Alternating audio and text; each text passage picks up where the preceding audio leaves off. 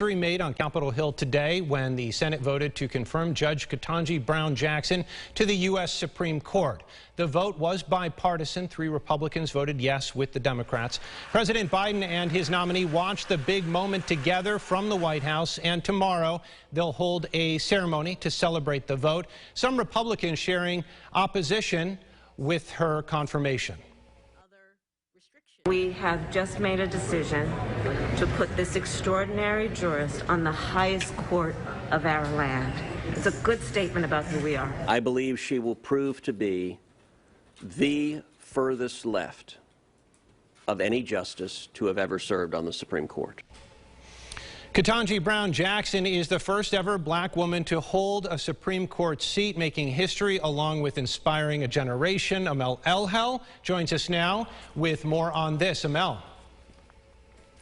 That's right, Adam, and that inspiration will trickle all the way to Rochester. Today I spoke with Rochester City Court Judge Nicole Morris on what this historic moment meant to her as a black woman working in the judicial system. If she's confirmed, she will be the first black woman to ever be appointed to the United States Supreme Court. That is powerful in and of itself. Judge Nicole Morris was sworn in as a Rochester City Court judge back in 2020, making history of her own as the youngest judge to ever be elected in New York State.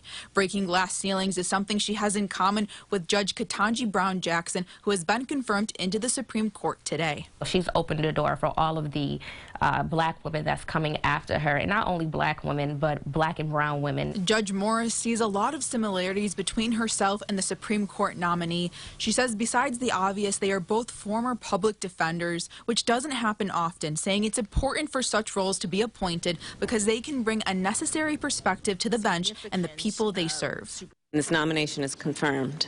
During Judge Brown Jackson's 4-day hearing, Democrats took aim at Republicans' questions and used their time to praise Jackson, something Judge Morris says brought her to tears. The part when Senator Cory Booker spoke, and I just thought that was so powerful, and I'm pretty sure for her that had to be a breath of fresh air for her. You have earned this spot. You are worthy. You are a great American. I think it's good to know that people are supporting you, but it's very important to know that the black men in the room or the black men that's in your space is supporting you as well. At the end of the day, Judge Morris says this historic confirmation to the Supreme Court will send a strong message to the entire country. There's no limits to what black and brown women or men can do in this world, right? No matter how many doors they try to close on us, no matter how many times they tell us no or that we can't do something, if we persevere, we're going to open those doors. Judge Morris says it's important to see all walks of life represented in every career path so that our systems are representative of the people they serve.